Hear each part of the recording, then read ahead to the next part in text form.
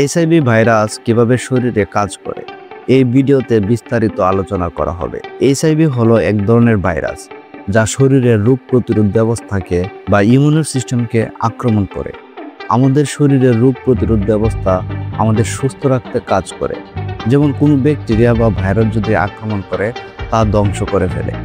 আমাদের শরীরে CD4 কোষ আছে, প্রধান সৈনিক হিসেবে কাজ করে। এইচআইভি ভাইরাস এই কোষকে ধ্বংস করে ফেলে। এইচআইভি ভাইরাসটি শরীরের ভিতরে ঢুকে কিভাবে কাজ করে? 1. এইচআইভি ভাইরাসের প্রবেশ পথ।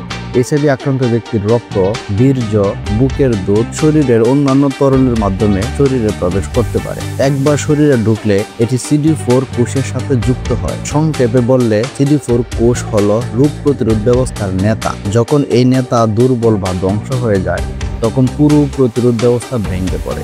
2. ভাইরাসের গুণগত বৃদ্ধি। এইচআইভি CD4 কোষের ভেতরে ঢুকে তার নিজস্ব জিনগত উপাদান কোষের ভেতরে ঢুকিয়ে দেয়। এরপর CD4 কোষকে ব্যবহার করে ভাইরাস আরো বেশি পরিমাণ এইচআইভি ভাইরাস তৈরি করে এবং তাদের দল শক্তিশালী হয়ে পড়ে। 3. CD4 কোষ ধ্বংস। নতুন তৈরি ভাইরাস CD4 কোষকে ধ্বংস করে বেরিয়ে আসে এবং আরো বেশি CD4 কোষ আক্রমণ করতে শুরু করে। এর ফলে শরীরের রোগ প্রতিরোধ ব্যবস্থা অনেকাংশে দুর্বল হয়ে পড়ে। 4. রোগ প্রতিরোধ ক্ষমতা কমে যাওয়া। ধীরে ধীরে CD4 কোষের সংখ্যা কমে যায়। যখন কোষের সংখ্যা খুব কম হয়ে যায় তখন শরীর সহজেই নানা ধরনের সংক্রমণ এবং রোগে আক্রান্ত হয়, যেগুলো সাধারণত সুস্থ শরীর প্রতিরোধ করতে পারে।